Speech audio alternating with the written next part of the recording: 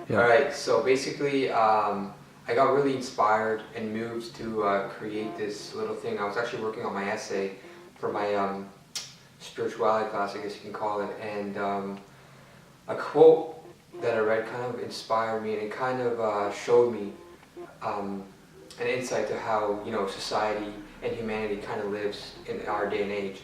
The words like I choose and I decide, I feel like these types of words are just so, kind of empty, and people say I decide to do this and I choose to do that.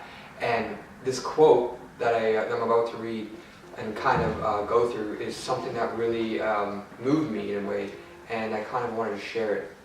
Basically, the quote is, but when he, implying God, but when he is about to convert a sinner, he always needs the sinner's help.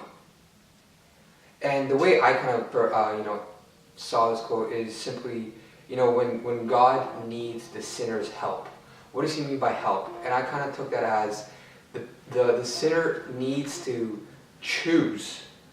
He needs to decide to live a life free of sin. He needs to decide to live a life where he no longer sins.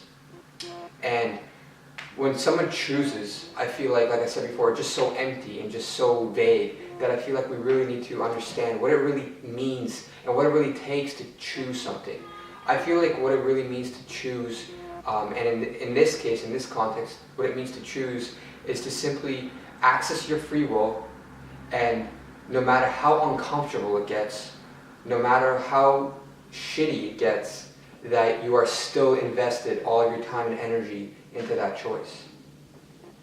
And I feel like when, in this quote that says God needs our help, he basically, I feel like, is just kind of saying and connecting the dots that one must basically be willing, but more than just be willing, one must really